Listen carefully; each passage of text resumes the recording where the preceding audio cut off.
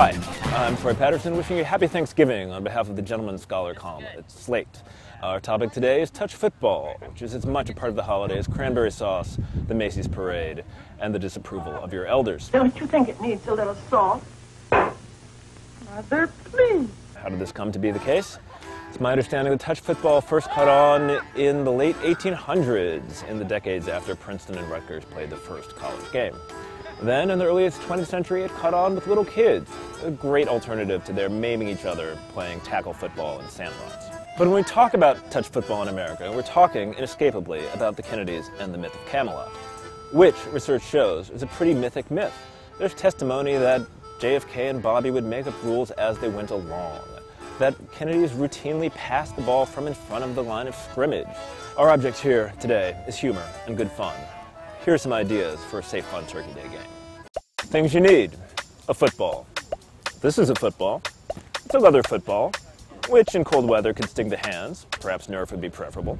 Proper attire. Be moderate. Be flexible. I strongly recommend against being the guy who shows up with a pair of cleats to change into. It's overzealous. It's aggro. It gives you the aspect of someone who intends to blitz and sack his grandmother. On the other hand, if you're dressing up nicely for Thanksgiving dinner, and I hope you are, why not bring along a change of athletic shoes? Do you really want to tear up your uncle's backyard with your wingtips and stilettos? Picking teams. There are three major schools of thought here. The first will be familiar to anyone who's been through an American elementary school. You simply count off 1, 2, 1, 2, 1, 2. However, this can lead to one squad being made up strictly of people under the age of 6 and over the age of 60. The second is the time-honored tradition of two captains picking their teams. This can, of course, lead to hurt feelings and indeed emotional trauma of the people picked later or indeed last. You know, maybe that's okay if Thanksgiving is supposed to be all about togetherness. If picking teams and hurt feelings leads to a few hours of family therapy, then that's fine. However, third and perhaps best would be for the two team captains, in consultation with other wise men and women, to caucus privately, divvy things up, and emerge from their huddle with two well-matched squads. The game is two-hand touch. We're not playing flag football because we're not that serious. We're not playing one-hand touch because we're not that unserious.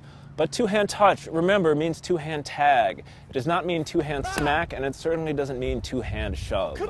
A player who shoves his opponent to the ground should be penalized.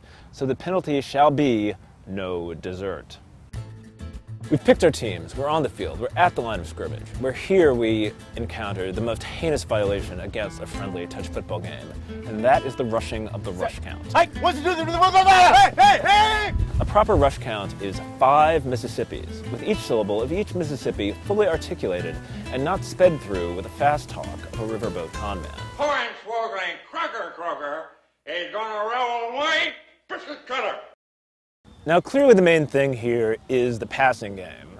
It's about receivers, and everyone on the field is an eligible receiver, running simple patterns. However, every offensive coordinator needs one good trick play up his sleeve. I propose a classic invented by Pop Warner himself, the double reverse.